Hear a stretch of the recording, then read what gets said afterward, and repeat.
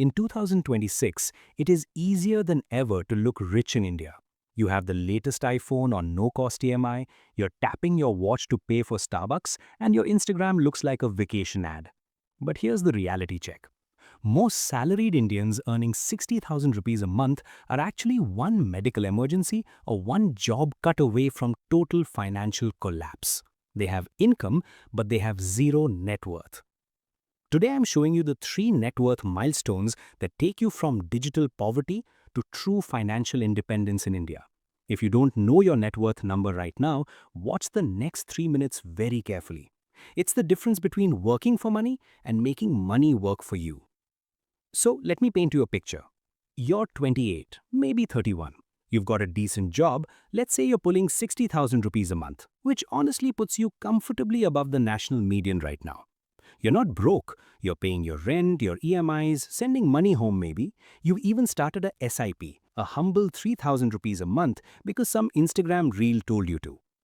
And yet, every single month you open your bank account around the 20th and that low-key dread hits you. That feeling that no matter how much you earn, you're somehow still just running in place. Sound familiar? Here's what nobody tells you. The problem isn't your income, and it's not even your spending really. The problem is that you're trying to build wealth without any idea of what you're building toward. You don't have milestones, you don't have checkpoints, you're just going. And that's exactly what we are fixing today. I'm Rohan, and I spend way too much time thinking about why intelligent, hardworking Indians, people with MBAs, people with IIT degrees, people who can explain quantum entanglement, still make completely irrational decisions with their money. If you're someone who earns a decent income but still feels like your net worth isn't moving fast enough, or you honestly don't even know what your net worth is right now, make sure you hit that subscribe button and give this video a thumbs up if this helps you out. Because today, we are talking about the 3 net worth milestones that actually change things. Not just the numbers in your account, but how you think, how you make decisions, and ultimately, how free you actually are. And trust me, milestone 3 is going to genuinely surprise you. Before we get into the milestones, I need to give you a reality check. And I say this with love. Look, the average formal salaried Indian salary right now in 2026 sits at about 32,000 rupees a month, roughly 3.84 lakh rupees a year. That's the average. The median among formal salaried workers, meaning the number where half of them earn less, is actually 27,300 rupees a month, according to salary data compiled by multiple industry surveys this year. The pan-India picture, including rural and informal workers, is lower still. But if you're watching this video, you're almost certainly in the formal economy. So these are your benchmarks. Now here's where it gets uncomfortable. We now have over 21 crore demat accounts in India as of late 2025, a record high. SIP contributions in February 2026 were 29,845 crore rupees, a 14.79% jump year over year. People are investing, people are trying. But here's what most people don't realize: opening a demat account is not the same as building net worth. Net worth is dead simple. It's everything you own minus everything you owe. Your mutual funds, your PPF, your gold, the current value of any property you own minus your home loan, your car loan, your credit card debt, your personal loans. That's it. That's your number. Go ahead, pause this video, calculate it right now. I'll wait. Okay, got it? Good. Because we are about to figure out exactly where you stand and, more importantly, where you need to go. Here's the thing about the first milestone. It's not flashy. Nobody's posting about 10 lakh rupees net worth on LinkedIn. There are no Instagram reels with the caption, "I finally hit 10 lakh rupees, here's how." And that's exactly why most people never make it a conscious goal and pay dearly for that. 10 lakh rupees net worth is the financial floor. And until you build it, every single financial decision you make is made from a place of scarcity, anxiety, and fear. Once you have it, everything changes. Not dramatically, but fundamentally. Let me break down what 10 lakh rupees net worth actually looks like for a typical Indian professional. Component 1, a 6-month emergency fund. For someone spending 30,000 rupees a month, which is actually on the lower end for a salaried professional in a metro city, a 6-month emergency fund is 1,80,000 rupees sitting in a liquid fund or a high-yield savings account.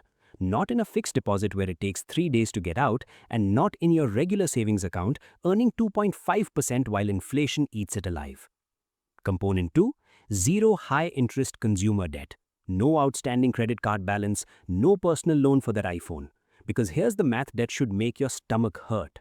Credit card debt in India can carry interest rates of 36 to 42% per year.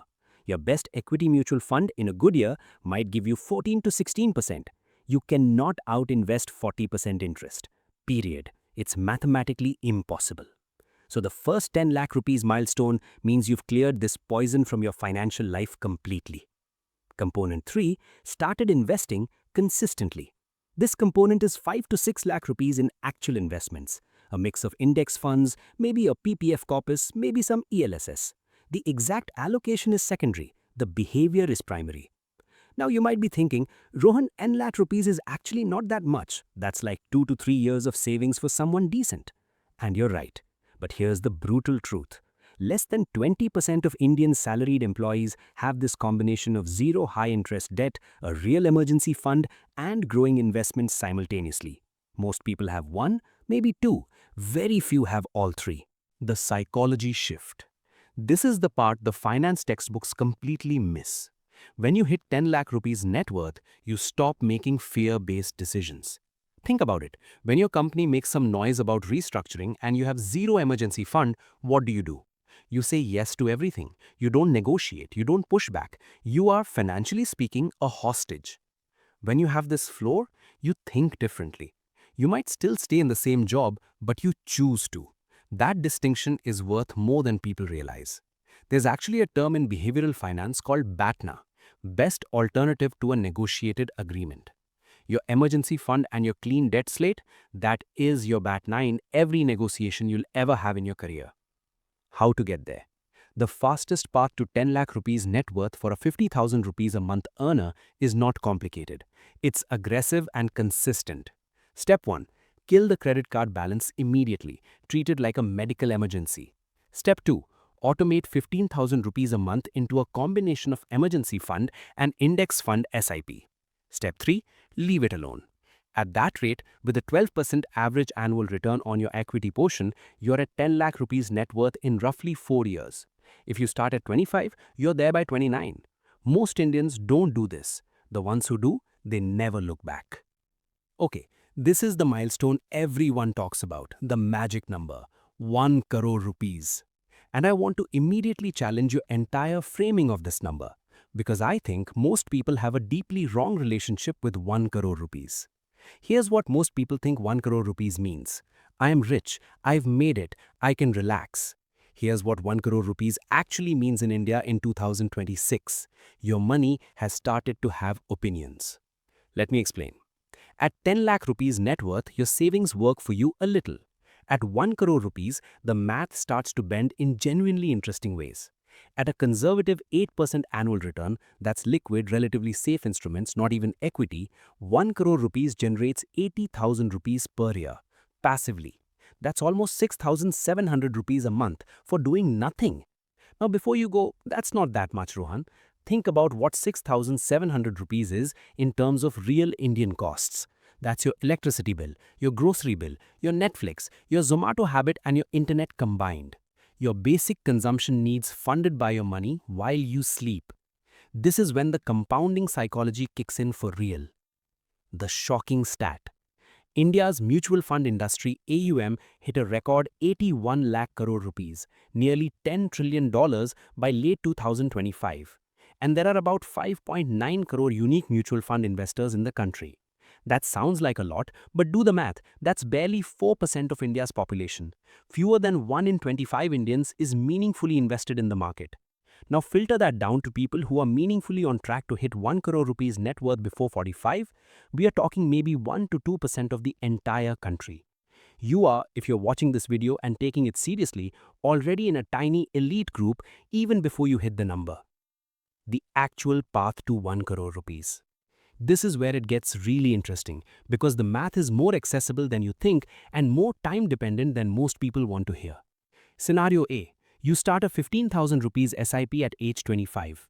At a 12% average annual return, which is roughly what diversified equity mutual funds in India have delivered over rolling 15-year periods, you hit 1 crore rupees in about 17 years.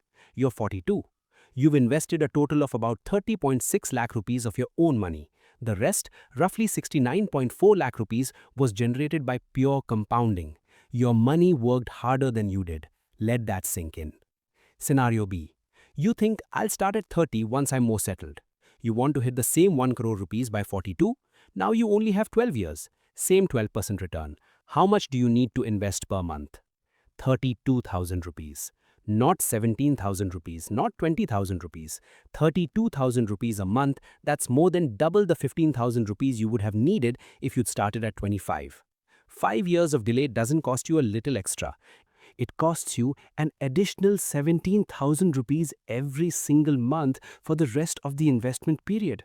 That 5-year coffee break costs you over 24 lakh rupees in extra contributions minimum.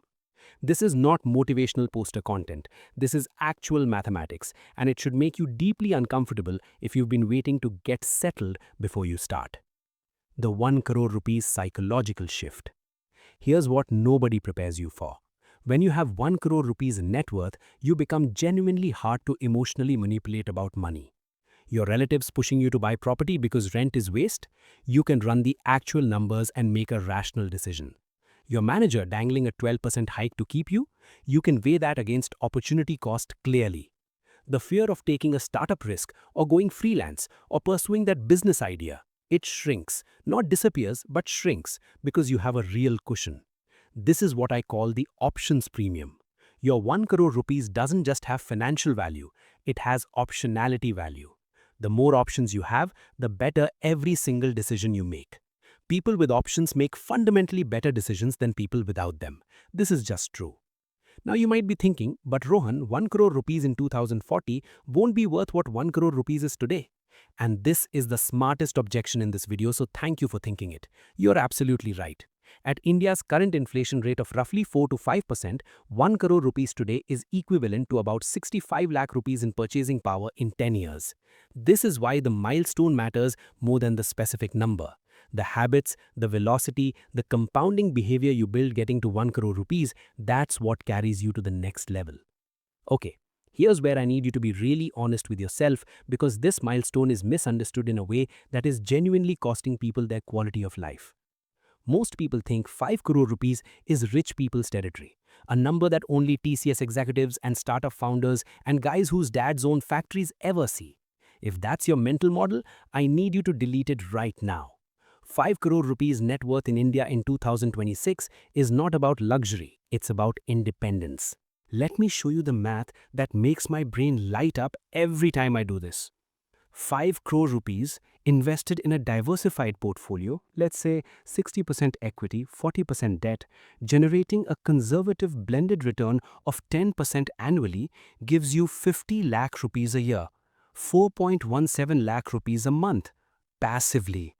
Now apply the 4% safe withdrawal rate, the global benchmark used by financial planners for sustainable retirement income, and you get 20 lakh rupees a year, or 1.67 lakh rupees a month, while your corpus continues to grow with inflation. India's per capita income right now is roughly 2.3 lakh rupees per year. You'd be generating 9 times India's per capita income from your investments alone, without working a single day. This is the actual definition of financial independence in the Indian context. Not yachts, not business class, not 5-star vacations, unless that's what you want. It's the ability to work only because you choose to, not because you have to. Here's what most people don't realize about this milestone. The jump from 1 crore rupees to 5 crore rupees is not about saving 5 times harder. It's about a fundamental shift in how your money grows. At 1 crore rupees, you're still largely dependent on your monthly contributions to drive growth. At 5 crore rupees, your existing corpus generates more wealth per year than most Indians earn in their entire working lives. At 1 crore rupees, growing at 12%, your portfolio adds roughly 12 lakh rupees a year from returns alone. At 5 crore rupees, that same 12% adds 60 lakh rupees a year from returns. That's 60 lakh rupees of annual growth. Even if you never invest another rupee, you're adding the equivalent of a fully funded SIP of 5 lakh rupees per month automatically just from existing momentum. This is the moment your wealth becomes self-replicating. And it is genuinely one of the most underappreciated ideas in personal finance. The Indian context for this number. Now, here's where it gets culturally specific, and I want to talk about this because I don't think enough Indian finance creators address it.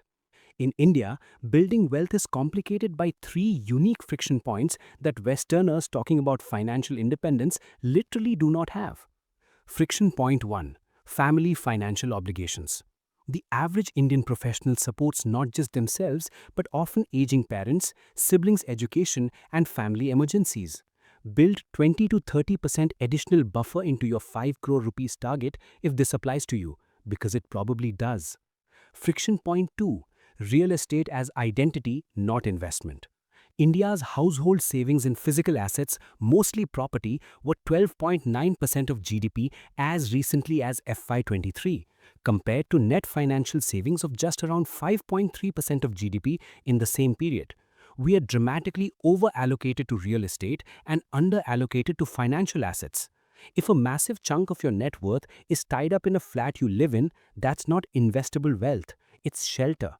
It counts in your net worth calculation, but don't mistake it for your path to independence. Friction point 3: the gold trap. Gold is sitting near all-time highs in India right now. Families are sitting on literal gold fortunes. But gold doesn't compound. Gold doesn't pay dividends. Gold doesn't generate cash flow. Long-term, equities have massively outperformed gold over any 20-year rolling period in Indian market history. The comfort of gold is real. The financial cost of that comfort is also real.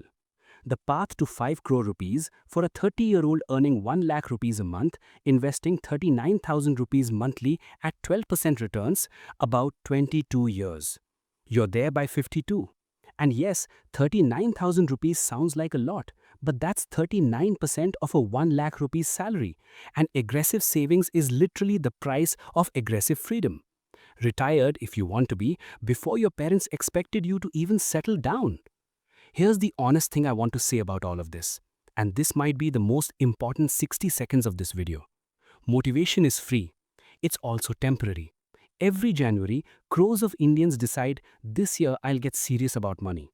Most of them don't, not because they're lazy, but because they're aiming at a vague feeling instead of a concrete milestone. I want to be financially free is not a goal. I want 10 lakh rupees net worth by December 2027, built through 15,000 rupees monthly SIP and zero credit card debt. That is a goal. That is something your brain can actually organize around. The three milestones I've given you today, 10 lakh rupees, 1 crore rupees, 5 crore rupees, they're not random numbers. They represent three genuinely different modes of financial existence. 10 lakh rupees is the transition from financial anxiety to financial stability. 1 crore rupees is the transition from financial stability to financial optionality. 5 crore rupees is the transition from financial optionality to financial independence. Each one changes how you breathe. Each one changes what risks you can take. Each one changes how people, employers, relatives, partners, the world relate to you financially. And each one is achievable. For a normal Indian professional, without a startup exit, without inherited wealth, without any of the luck we tend to use as an excuse. So here's what I want you to do in the next 24 hours. Not next month, not after your bonus, tomorrow. 1. Calculate your actual net worth right now. Assets minus liabilities. Write it down. Even if the number makes you uncomfortable, especially if it does, you cannot fix what you refuse to measure. 2. Figure out which milestone you're working towards, not vaguely, specifically. I am at rupees X net worth and I'm going to 10 lakh rupees by date X by investing rupees Y per month. 3. Automate that investment before you can spend it. SIP date on the 1st of every month, before your lifestyle has a chance to eat it. Pay yourself first. It's not a cliche, it's the only system that actually works at scale. Look, India is in a genuinely exciting financial moment right now. GDP growth at 6.5%, over 9 crore active SIP accounts, a whole generation of young Indians figuring out for the first time in history that they don't need to wait until 60 to have financial freedom. But statistics don't build your wealth. You do. One decision at a time. The milestones are waiting. The math works. The only question is whether you start today. I'm Rohan. If you want to go deeper on any of this, the specific SIP strategy for each milestone, how to account for real estate in your net worth calculation, or how to actually calculate your FIRE number for the Indian context, let me know in the comments. I read every single one and I'll make that video. Don't forget to hit subscribe. It's free and it might be the most useful free thing you do for your finances today. I'll see you in the next one.